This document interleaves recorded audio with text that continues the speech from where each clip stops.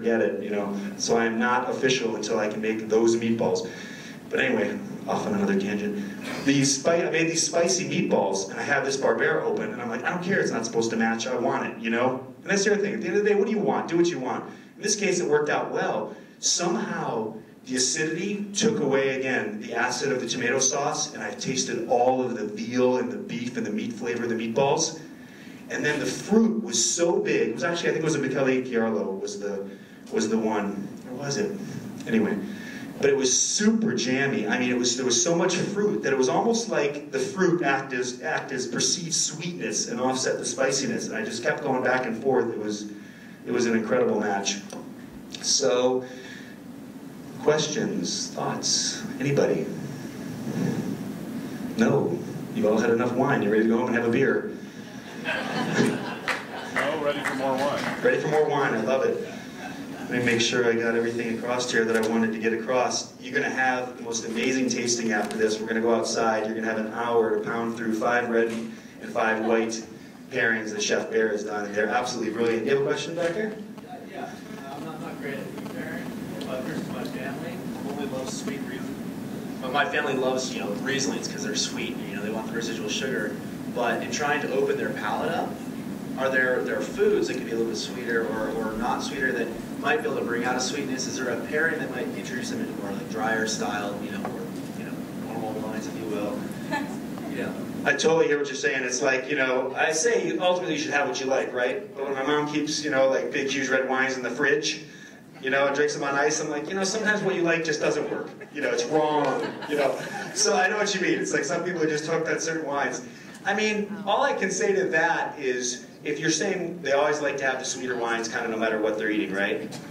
Well, yeah. Could you expand their palate by saying, well, try this food with this wine and get a different flavor? Yeah, I mean, I think that's the key is to present them with a match that works and they're going to love it. It's a wine that they may not normally have considered, but when you match it properly, like for example, the Grüner Veltliner with the artichokes, all of a sudden, the undeniable flavor burst you get in your mouth, you're just going to love it, right? So I think it's about, and that's what's great about our jobs and our lives here, right? Your homework is to eat and drink constantly, because the more you do that, the more you see the matches and learn what works. So I feel like, I want to give you the perfect answer, but I think the real answer is just keep trying food and wine pairings, make them brilliant when you get that, have them taste that, and of course also pour the wine in the kitchen where they don't see it, so they don't have to know it's not Riesling until they already love it, So, anybody else? Yes, back to you. You can stay there. We loved your food last summer, watching you on Food Network. It was fantastic. Can you tell us about your experience being on the show? Yeah, first of all, thank you very much. I appreciate it. I gotta tell you, looking into that little lens and not knowing who is out there is the weirdest feeling. And as I get to meet people on the street and people, I talk on my blog all the time with people, it's really rewarding. So thank you for changing my life, because now my job description is wake up, create a new recipe, eat, drink, start over again. I love it. But as far as that experience goes, it was, like I say, nothing great in life happens until you're really uncomfortable. I was really uncomfortable. It was the hardest thing I have ever done, because you go in there, and I was doing it because I wanted this to change my life. I wanted to get back into food, because that's all I had done since I was 13, except for this little real estate stage. And so every moment was like, oh my God, I gotta make this work, I gotta make it happen. And it really was like unscripted. It was crazy stuff. I mean, they would set you up. That one challenge we did out by the pool and the grills with the Red Lobster, I mean, they set you up, they make you think you're gonna have all these ingredients in your mind. You're going, I got it, I'm doing this, and I'm gonna do it with this, and oh, I got it, look out. And then they change the whole thing on you, take all your stuff away, you got 5 minutes, finish. And you're like, you gotta be kidding me. And those evaluations where you see us standing there like this, I'm like, am I 9 years old? Like, what am I doing? I'm like, yes, sir, I mean, you guys saw like the edited 3 minutes of that. The first night we were there for 9 hours, it was like, oh my God, I'm gonna pass out. But I gotta tell you, the judges were so thoughtful and so real. They would tear you apart. You'd be like, you're right. Okay, thank you. So it was a growing experience. When you get pushed to your limits, you grow, and then you get to move on to the thing that you really love. So it was brilliant. Thank you. Thank you. Yeah. Anybody else? Can you give me a few comments on matching red wines and chocolate? Red wines and chocolate. I think that's super interesting. The chocolate, again, if you get a milk chocolate or a lighter chocolate, it's not going to work, because again, you get so much of that fat to me, it really strips away the tannin of the wine, and you lose the wine. Darker chocolates can be really interesting.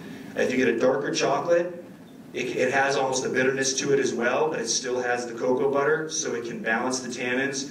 And I like to have good fruit. Like, to me, the second you say chocolate, I'm thinking Zinfandel. You know what I mean? I'm thinking Southern Rhone, you know, kind of Grenache, Syrah, Mourvedre blends where you get some fruit, which is, of course, a natural chocolate, right? But sometimes the tannins aren't as huge. So, does that answer your question? Yeah, so lighter reds with good fruit, darker chocolates. One of my favorite all-time combinations, did I mention Sauternes and foie gras?